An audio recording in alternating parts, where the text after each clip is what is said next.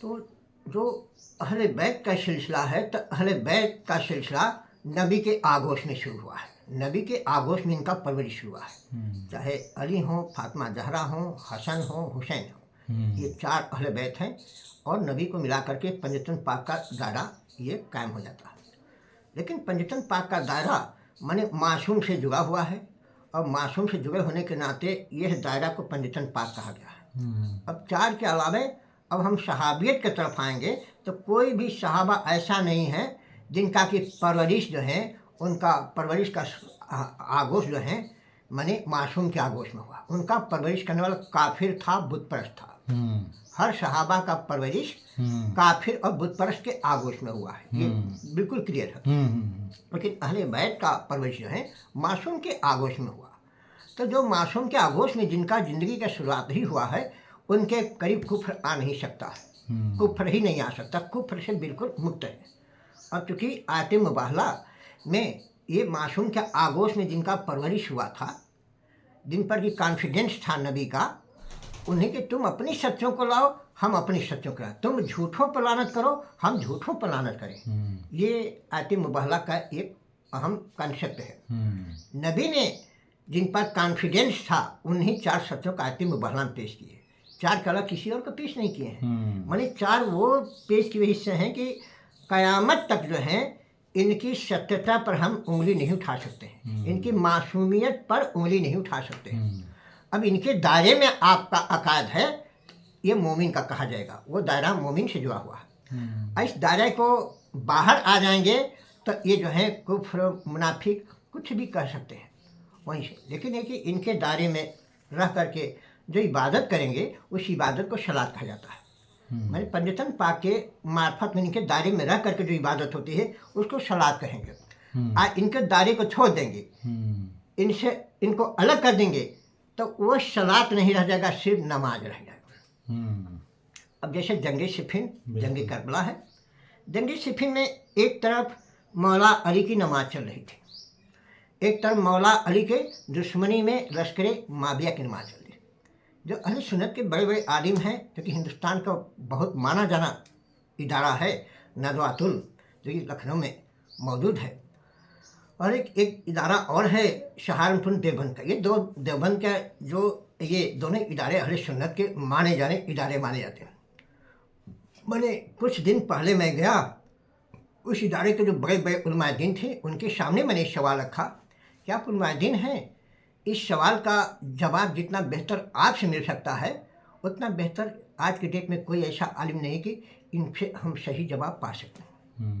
मैंने उनके सामने सवाल रखा कि तारीख से जुड़ी हुई अहम घटना है, और इस तारीख के मुताबिक जो है जंग सिफिन में एक तरफ मौला अली की नमाज चल रही थी, एक तरफ मौला अली की मोहब्बत में नहीं दुश्मनी में भी नमाज चल रही थी। दोनों में से किसके पास नबी वाली नमाज थी? बिल्कुल सही। नबी वाली नमाज मौला अली के दायरे में थी कि माविया के दायरे में थी? इस सवाल का जवाब वो लोग नहीं दे पाए। अब अंदाज करें कि उनके इल्म की ताकत कितनी बड़ी है। जो हिंदुस्तान का एक वर्ल्ड स्तर के माने जाने वहाँ के आलिम माने जाते हैं, लेकिन वहाँ के मुफ्ती के पास न उलमाए दीन के पास इसका जवाब नहीं था। हमने कहा कि मौला अली की दुश्मनी में, जिसको नबी ने कहा कि आए अली तुम मुत्तकियों के इमाम है, आए अली तुम मुत्तकियों में अपनी बना कर नहीं, नबी का कलाम है, बिल्कुल आए अली तुम मुत्तकियों के इमाम है। और मुत्तकी के बारे में कुरान में आए थे, उजले फतुल जन्नतुल मुत्तकिन, जन्नत मुत्तकियों के करीब कर दी जाएगी। मैंने मुत्तकी को जन्नत ढूंढने की जरूरत नहीं है, बल्कि जन्नत खुद मुत्तकी को ढूंढेगी। इसके माने जे जब तक मुत्तकी नहीं होंगे तब तक उसका इमाम मौला अली नहीं हो सकता है। कहने के लिए आप शिया होकर के मौला अली को इमाम मान लीजिए, वो बात अलग है, लेकिन मुत्तकी जब होंगे तभी आपकी इमाम माने का सिलसिला मौला अली के यहाँ कबूल होगी कि ये इसका मैं इमाम हूँ। अब जिसका मौला अली इमाम होंगे उसका रहबरी जो कि मौला अली करेगा, अब सोचे कि वो शख्स का मिराज कैसा होगा, उसकी बुलंदी कैसी होगी। लेकिन ये तीन जो सहाबा इकराम जिनको कि खुलफाए राशिदीन भी कहा जाता है, लेकिन कहीं किताब में दलील नहीं कि इन लोगों ने मौला अली को अपना इमाम माना। अच्छा, मौला अली को कहीं इन लोगों ने इमाम नहीं माना है। अच्छा, ऐसा नहीं है तारीख में कहीं? नहीं, इसी का नाम फरमाने गदीर है। मन कुंतो मौला फजा अली उन मौला, माने इमामत का सिलसिला मौला अली से शुरू हो रहा है। नबूवत का अंतिम नबूवत का सिलसिला नबी से जुड़ा है। अब कोई नबी नहीं आएगा, अब नबी नहीं आएगा तो इमामत का सिलसिला क़यामत तक चलता रहेगा। उसके जरिए इमामत का सिलसिला क़यामत है कि जिसको नबी ने ऐलान किया अल्लाह को हुक्म से। सूरह माइदा आयत नंबर 67 उसमें अल्लाह फरमा रहा है कि ऐ नबी तुम उस पैगाम को पहुंचा दो जो तुम पर नाजिल किया जा चुका है। अगर तुमने नहीं पहुंचाया तो मेरे मर्जी के मुताबिक तुमने दीन इस्लाम को नहीं फैला। ये कुरान शरीफ में आया था। सूरह माइदा आयत नंबर 67। इस आयत पर अमल करते हुए नबी ने जब आखिरी हज के मौके पर पहुंचे तो माने वो पहुंचने से पहले गदीर में पहुंचने पहले ये आयत नाजिल हुई है। सूरह माइदा से पहले हाँ फरमाने गदीर से पहले ये आयत नाजिल हुई। इसी आयत पर अमल करने का अल्लाह का हुक्म हुआ है।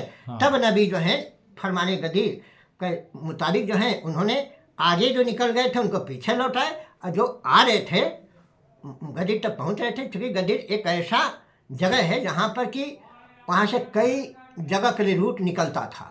वहीं से लोग जो हैं हाजी लोग जो अपना यानी इतनी बड़ी जगह थी वो जहाँ पर लोगों को इकट्ठा वापस किया गया। जो आगे निकल गए थे उन्हें बुलाया गया वापस।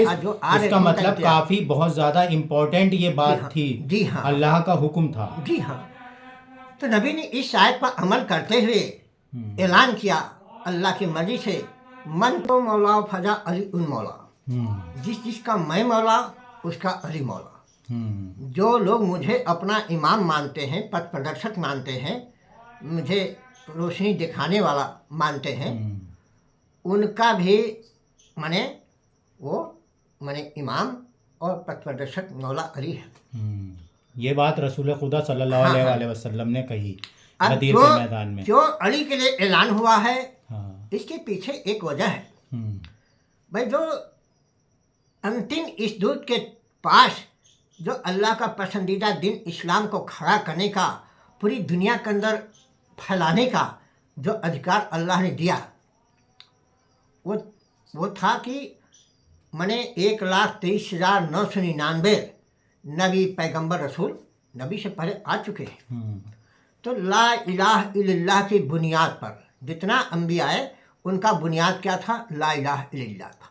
किसी भी पैगंबर का कोई दूसरा बुनियाद नहीं रहा है, इसलिए इनको मासूम माना गया है और हर पैगंबर पे ईमान रखना वाजिब कर दिया गया है। कुरान में 26-27 जो है नबियों पैगंबरों का ही जिक्र है, लेकिन कौल रसूल के मुताबिक 1,00,000 कौल रसूल की बात है, कुरान की बात नहीं है। अच्छा। 1,23,999 पैगंबर इस धरती पर उनका आगमन हुआ। तो ला इलाहा इल्लल्लाह की बुनियाद पर जो अंबियों का विरासत, जो पसंदीदा दिन इस्लाम जो अल्लाह का था, उनके जरिए ये विरासत जो आखिरी नबी तक पहुंचा, इस विरासत को क्या कहते हैं? कुरान और अहले बैत। ये अंबियों की विरासत का नाम है कुरान अहले बैत। ये चूँकि इस मासूम से जुड़े हुए कुरान भी है, जिन्होंने पैदा होने से लेकर कब्र में जाने तक कभी झूठ नहीं बोले, और अहले बैत भी इसी मासूम के आगोश में इनका परवरिश हुआ है। और दो इतना सच्चे हैं कि इनके किसी किरदार अमल पर हम क़यामत तक उंगली नहीं उठा सकते। इसलिए कुरान और अहले बैत, इन दो मासूमों का जो संबंध आखिरी मासूम से है, तो ये कुरान और अहले बैत माने ये विरासत अंबिया भी हैं और अहले बैत विरासत अंबिया के वारिस भी हैं। अब इसलिए कि इनके अंदर जर्रावा झूठ, लालच, धुतबाजी, तकब्बुर बिल्कुल नहीं है। अल्लाह ने पूरी कायनात को खड़ा किया तो कायनात में अपना मार्फत हासिल करने के लिए, अपने करीब आने के लिए एक दायरा बना दिया। वो दायरे का नाम जो है सत्य का मंदिर, जिसको शीयत कहा गया है। सूरह अलहम्द में वो सिरातुल मुस्तकीम का भी लफ्ज़ दिया गया है। अच्छा। मैं हिंदी में इसको आपको ये कह रहा हूँ, सत्य का मंदिर। सत्य का मंदिर को अरबी जुबान में शीयत कहेंगे। अच्छा। और सिरातुल मुस्तकीम ये अरबी जुबान है, शिया भी अरबी जुबान है। तो सत्य का मंदिर एक दायरा बना दिया कि मेरे करीब आने का जरिया एक ही मंदिर है। सत्य के मंदिर के मार्फत ही कोई मेरे करीब आ सकता है, दूसरा कोई जरिया नहीं है अल्लाह के करीब पहुँचने का। नमाज पढ़ें और नमाज के बाद झूठ, लालच, धुतबाजी, तकब्बुर पर अमल कर, तो ये सत्य के मंदिर से इनका कोई ताल्लुकात नहीं है। और सत्य के मंदिर के मार्फत अल्लाह करीब जा रहे हैं, नमाज रोज़ा ज़कात हज के मार्फत कोई अल्लाह करीब नहीं पहुंचता है। देखिए ये 4 बुराइयां ऐसे हैं कायनात में, जितनी बुराइयों का आप गिनती गिनाएंगे वो सारी बुराइयां जो हैं झूठ, लालच, धुर्तबाजी, तकब्बुर, इन्हीं चारों के दायरे में ही आती हैं। कायनात की जितनी बुराइयों का आप नाम ले जाइए उनका संबंध इन्हीं चारों से। अब इन 4 चीज़ों से अल्लाह को सख्त नफरत है। भाई महान सत्य का नाम अल्लाह है, जिसने पूरी कायनात को खड़ा किया है, उसकी सत्यता पर हम उंगली नहीं उठा सकते हैं। उसकी खास की वजह सूरज एक निश्चित दायरे में ही अपना वो गति पर घूम रहा है, पृथ्वी पर है, कभी उसकी गति में बदल नहीं। 24 घंटे में दिन रात हो रहा है वो चीज़। अगर उसकी सत्यता में जरा भी कमी रहती तो कायनात उखड़ पुखड़ करके कोई इसका अस्तित्व ही नहीं बचता। लेकिन महान सत्य की बुनियाद पर ये पूरा ब्रह्मांड का संचालन हो रहा, पूरी कायनात का संचालन हो रहा। अब उसने दायरा बना ली कि झूठ, लालच, धुर्तबाजी, तकब्बुर, ये 4 चीज़ों का आप त्याग देंगे तो आपकी नमाज कामयाब हो जाएगी, रोज़ा कामयाब हो जाएगी, ज़कात, हज, ये चारों अरकान की कामयाबी का जड़ क्या है? ये 4 बुराइयों को त्याग करना। क्योंकि 4 बुराइयों को त्यागे बिना, ठुकराए बगैर आप अल्लाह के करीब नहीं हो सकता है। बिल्कुल। अब 80,000 बरस जो नमाज पढ़ा, ये कुरान करा कि नमाज पढ़ने के बाद जो है अल्लाह के करीब नहीं हो सका, माने वो मुसलमान नहीं वो रह गया, शैतान। हाँ शैतान हो गया। तो इसके बाद नमाज पढ़ना भी शैतान की पहचान हो सकती है अगर ये 4 बुराइयों से अगर अपने को छुटकारा नहीं पाए। हाँ, ये 4 बुराइयों को छोड़ना जरूरी है। ये 4 बुराइयों को छोड़ देंगे तो आपका अल्लाह के जुड़ने का मिशन कामयाब हो जाएगा। ये 4 बुराइयों को ही सबसे बड़ी इबादत मानिए। आप झूठ बोल रहे हैं। अब देखिए महान सत्य का नाम अल्लाह है, महान सत्य से जुड़ने के लिए नमाज पढ़ रहे हैं, आज झूठ कभी पकड़े हुए हैं। 5 वक्त नमाज पढ़ रहे हैं तो 5 वक्त से ज़्यादा वक्त आप झूठ भी बोल रहे हैं, झूठबाजी भी कर रहे हैं। ये दायरे इस्लाम के अंदर तो नहीं आया, कहीं कुरान के अंदर नहीं है कि झूठ बोलने वाले को मोमिन मान लीजिए, झूठबाज को मोमिन मान लीजिए। माने नबी अली तो मुत्तकियों की इमाम है। अब मुत्तकी माने जो पैदा होने से लेकर कब्र में जाने तक जो झूठ, लालच, धुर्तबाजी पर अमल है, उसके लिए मुत्तकी है। अस्सलातु मिराजुल मोमिन, सलात मोमिन की मिराज है, किसी और के नहीं। मुसलमान की मिराज नहीं है, मोमिन की मिराज है। मोमिन उसको कहते हैं जो पैदा होने से लेकर कब्र में जाने तक झूठ, लालच, धुर्तबाजी, ये 4 बुराइयों को त्याग देता, वो दायरे मोमिन में आता। अब देखिए मोमिन के दायरे में आ करके वो इबादत कायम करेंगे तो अस्सलातु मिराजुल मोमिन। अब मोमिन के दायरे में आएंगे तो अहले बैत को दिल में लेकर के चलना पड़ेगा। क्योंकि ये ऐसे मासूम हैं कि इनके अंदर 4 बुराइयाँ नहीं, तो 4 बुराइयों का जिससे ताल्लुकात नहीं है उसको जो दिल में ले लेंगे, दिल में लेने के मतलब पंजतान पाक की मर्जी वाला बन जाइए, अल्लाह की मर्जी वाला बन जाइए, तब आपका जो है ये दिन का दायरा जो है मुकम्मल होगा। अब झूठ, लालच, धुर्तबाजी पर अमल भी करें। मुसलमान कहते रहें, इब्लीस भी अपने को उस ज़माने में बहुत बड़ा मुसलमान मानता था, फरिश्तों का इमाम था।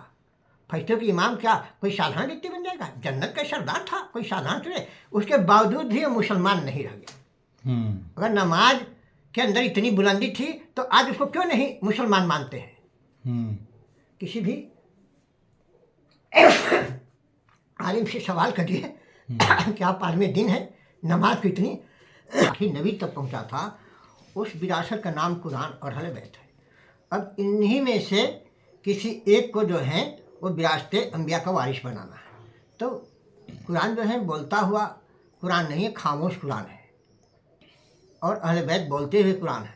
अब इस बोलते हुए कुरान में से ही किसी को नबी अपना वारिस बना सकते थे। माने दिन इस्लाम का वारिस माने मासूम ही होगा, गैर मासूम नहीं हो सकता है। इसलिए गदीर में अली के लिए ऐलान करना पड़ा, किसी सहाबा का नाम नहीं लिए। देखिए जितने सहाबा का नाम लेंगे पैदा होने से लेकर कब्र में जाने तक, हर सहाबा चाहे थोड़ा झूठ बोले हैं चाहे ज़्यादा झूठ बोले हों, लेकिन वो झूठ, लालच, धुर्तबाजी, तकब्बुर पर अमल जरूर किए हैं। लेकिन ये पंजतन पाक के दायरे में आएंगे तो 4 ऐसी हस्तियां हैं अहले बैत कि ये चारों ने पैदा होने से लेकर कब्र में जाने तक कभी झूठ नहीं बोला। अगर मौला इमाम हुसैन ज़िंदगी में एक बार भी झूठ बोले थे तो उनके नाम पर क़यामत तक के लिए मुहर्रम नहीं कायम होता। झूठ और धुर्तबाज के नाम पर मुहर्रम नहीं मनाया जाएगा, ये भी बात है। जी हाँ, और अगर इमाम हुसैन एक बार भी झूठ रहते, ये हदीस नहीं आपके में हुसैन मिन्नी व हुसैन मुसम मैं हुसैन से, क्या झूठ और धुर्तबाज से रसूल हो सकते हैं? इसके माने ये हदीस से भी पता चलता है कि इमाम हुसैन का वो मर्तबा है, वो अजमत है कि क़यामत तक जो है इनकी बराबरी में किसी गैर मासूम को आप तस्लीम नहीं कर सकते। तो अली के मर्तबा की बराबरी में किसी गैर मासूम को तस्लीम करना ये अल्लाह का हुक्म नहीं है। अब कुरान के मुताबिक जो है नबी ने अली के लिए ऐलान किया। अभी 4 ही दिन के आगोश में परवरिश हुआ था। अब उस चारों को जो है तो उन्हीं चारों में से किसी एक को, तो फातिमा ज़हरा को इस्लाम का माने वारिस नहीं बना सकते थे। अली तो अली सबसे बड़े हैं, हसन हुसैन तो उनसे ये निस्बत से जुड़े हैं, इसलिए अली के लिए ऐलान हुआ। अभी तीनों खलीफा थे, तो ये पैदा होने से लेकर कब्र में जाने तक ये कहीं इनका मासूमियत नहीं साबित होती है कुरान में किसी भी आलिम से कि इनको कुरान की रोशनी में आप मासूम साबित कर दीजिए। क्या दुनिया के किसी अहले सुन्नत के आलिम के अंदर औकात है कि इनको मासूम साबित कर देगा? मैं जब फैक्ट की मैं बात कर रहा हूँ, बिल्कुल जी। तो जिसको मासूम नहीं साबित कर सकते हैं, तो मासूम अंबिया मासूम होते हैं। 1,23,999 पैगंबर और रसूल की जो बात की गई है ये मासूम है, इसलिए कुरान के मुताबिक भी इन पर ईमान लाना आपको लाएगा। इन पर ईमान नहीं लाएंगे आप दायरे इस्लाम से खारिज हो जाएंगे। तो इन 1,23,999 अंबियों के बाद आखिरी नबी आए हैं, और आखिरी नबी को अल्लाह ने हक दिया कि तुम्हारा अब सिलसिला ख़त्म हो रहा, कोई नबी नहीं आएगा। अब तुम अपना जानशीन, अपना वसी और खलीफा, तो वसी खलीफा अल्लाह की मर्ज़ी से बनाना था, दुनिया की मर्ज़ी। खलीफा 2 तरह के होते हैं, एक अल्लाह की मर्ज़ी वाला खलीफा जैसे इन्नी जालून फिल अर्ज़ खलीफा, या दाऊदा इन्नी जालून फिल अर्ज़ खलीफा, दाऊद अलैहिस्सलाम के कुरान की आयत है। तो खलीफा 2 तरह के हैं, एक अल्लाह की मर्ज़ी वाला खलीफा, एक दुनियावी मर्ज़ी वाले। तो दुनियावी मर्ज़ी वाले खलीफा में ये 3 लोग आते हैं, अबू बकर, उमर, उस्मान गनी। अल्लाह की मर्ज़ी वाले दायरे में ये लोग नहीं आते हैं। तो अल्लाह की मर्ज़ी वाले दायरे से संबंधित जो खिलाफत है, अब नबी जो अल्लाह की मर्ज़ी से ये तमाम अंबियों के सरदार जो खलीफा हुए उनके भी सरदार थे। आदम दाऊद के लिए जो कि वो कौन जबूर नाजिल हुआ है दाऊद अलैहिस्सलाम पर, यानी अल्लाह की कलाम नाजिल हुई है। मूसा अलैहिस्सलाम पर तौरात नाजिल हुआ है, इंजील ईसा अलैहिस्सलाम पर, आखिरी नबी पर कुरान नाजिल। अब कुरान के अंदर जो है ये सारी मासूमियत है। तब नबी ने ऐलान किया मन कुंतो मौला ख्वाजा, ऐसे नहीं ऐलान हुआ है, इसके पीछे बहुत बड़ा माने अल्लाह का मनसब इलाही है कि एक मासूम का वारिस ही मासूम को ही बनाया जा सकता, गैर मासूम को नहीं बनाया जा सकता।